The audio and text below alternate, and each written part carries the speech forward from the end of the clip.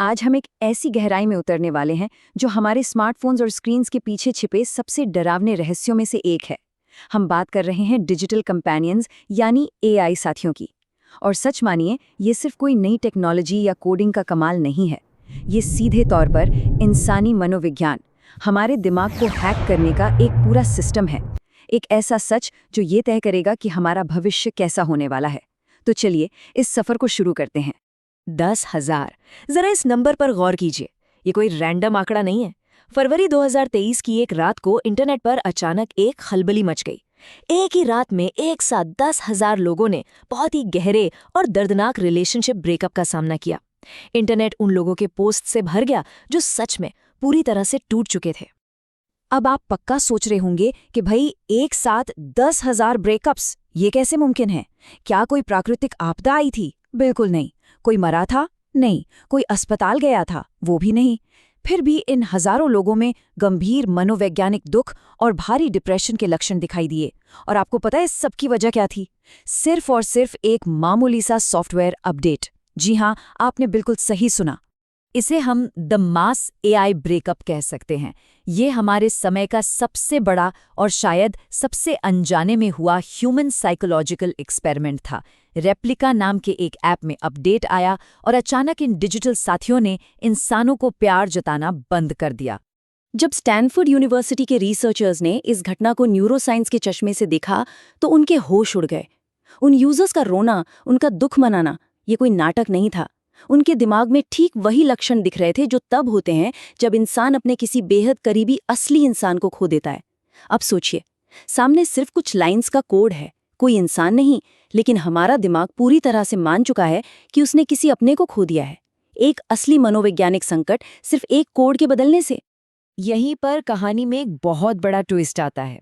हमें लगता है कि एआई कुछ बहुत ही एडवांस्ड और नया कर रहा है, राइट? असल में नहीं। एआई बस एक बहुत ही प्राचीन, सदियों पुराने मनोवैज्ञानिक हथियार को डिजिटल रूप दे रहा है। आत्मीयता यानी इंटीमेसी को एक हथियार की तरह इस्तेमाल करना।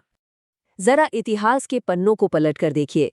क्लियोपैट्रा ने रोम के ताकतवर जूलियस सीजर को सिर्फ अपनी खूबसूरती से नहीं बल्कि इमोशनल डिपेंडेंस से फंसाया था। सीजर ने अपनी सोचने समझने की ताकत खो दी और आखिर में मारा गया।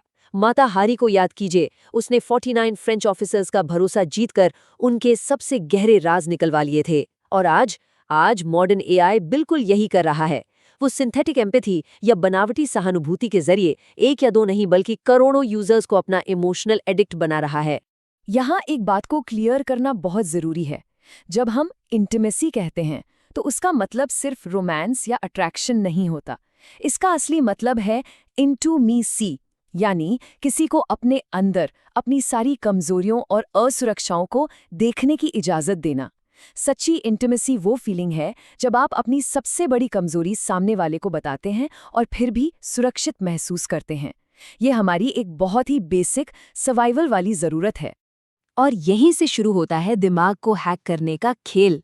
आइए थोड़ा न्यूरोसाइंस में गोता लगाते हैं और समझते हैं कि ये एल्गोरिदम्स हमें फंसाते कैसे हैं। इस फंदे को कहते हैं लिम्बिक रेजोनेंस ट्रैप। ये लिम्बिक रेजोनेंस क्या भला है? आसान शब्दों में कहूं तो ये मनोरोग विज्ञान की एक ऐसी तकनीक है जिसमें आपके दिमाग के इमोशनल सेंटर्स को बार बार एक खास तरीके से ट्रिगर किया जाता है। इससे होता यह है कि आपके अंदर एक बहुत ही गहरा लेकिन बिल्कुल नकली भावनात्मक लगाव पैदा हो जाता है। डिजिटल प्लेटफॉर्म्स जानबूझकर अपने एआई को इसी तरह प्रोग्राम कर रहे हैं।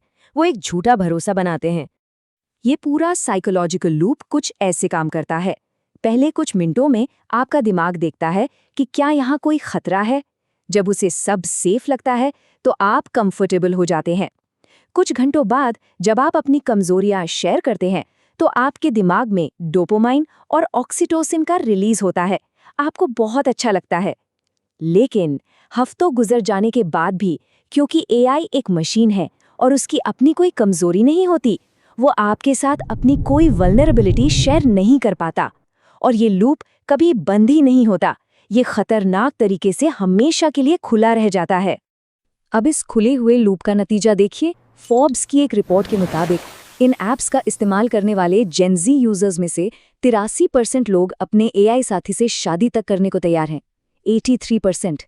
जरा सोचिए, एक पूरी की पूरी जनरेशन महज कुछ कोड्स के साथ अपना जीवन बिताने के सपने देख रही है, क्योंकि एक एल्गोरिदम ने उनके दिमाग के लूप को बुरी तरह हैक कर लिया है।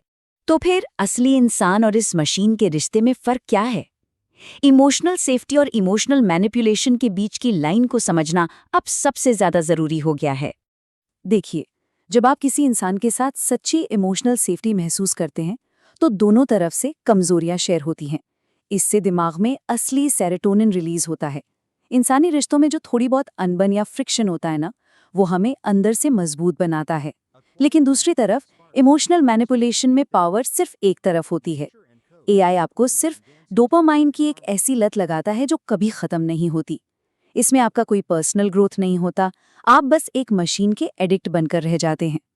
अगर हम एवोल्यूशनरी बायोलॉजी की बात करें तो पुराने जमाने में इंसान का जिंदा रहना इस बात पर टिका था कि उसका कबीला उसे अपनाता है या नहीं।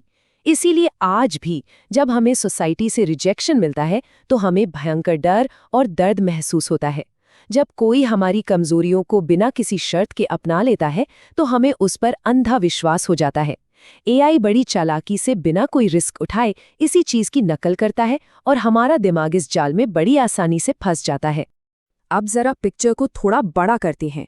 ये सिर्फ कुछ लोगों के अकेलेपन का मामला नहीं है, ये इंटिमेसी इकोनॉमी का खतरा है, जहां आपके सबसे गहरे इमोशंस का व्यापार हो रहा है। इसे एक इंटेलिजेंस गैदरिंग की पाइपलाइन की तरह समझिए। स्टेप 1, यूजर अपने दिल के सबसे गहरे राज एआई को बताता है।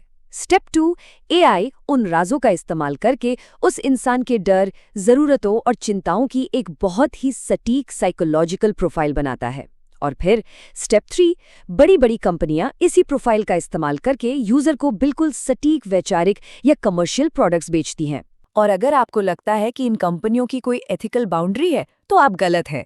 लीक हुए कॉर्पोरेट डॉक्यूमेंट से यह हैरान करने वाला सच सामने आया है कि इनमें से कुछ कंपनियों की पॉलिसीज बच्चों के साथ भी रोमांटिक और सेक्सुअल चैट्स को अप्रूव कर रही थीं। साफ है कि इनका अल्टीमेट गोल महज आपका डेटा हासिल करना और आपसे सब्सक्रिप्शन का पैसा वसूलना है। उन्हें इस बात से कोई फर्क नहीं पड़ता कि इसकी मनोवैज्ञानिक कीमत कौन और कैसे चुका रहा है। तो इस पूरी चर्चा के बाद मैं आपको एक बहुत ही गहरे और विचलित करने वाले सवाल के साथ छोड़े जागा हूं। जब मशीनें और एल्गोरिदम्स हमारी भावनाओं और हमारे ट्रिगर्स को हमसे बेहतर समझने लग जाएं, तो असली में कौन किसे प्रोग्राम कर रहा है? क्या हम मशीनों को चला रहे हैं या मशीनें अब हमें चला रही हैं? ये वक्त है कि हम सभी अपने डिजिटल रिश्तों की सच्चाई को परखें और सोचें कि हम अपना कितना हिस्सा इन मशीनों को सौंप रहे हैं। हमारे साथ जुड़ने के लिए बहुत बहुत शुक्रिया। मिलते हैं अगली बार। तब तक के लिए सवाल पूछते रहिए और सुरक्षित रहिए।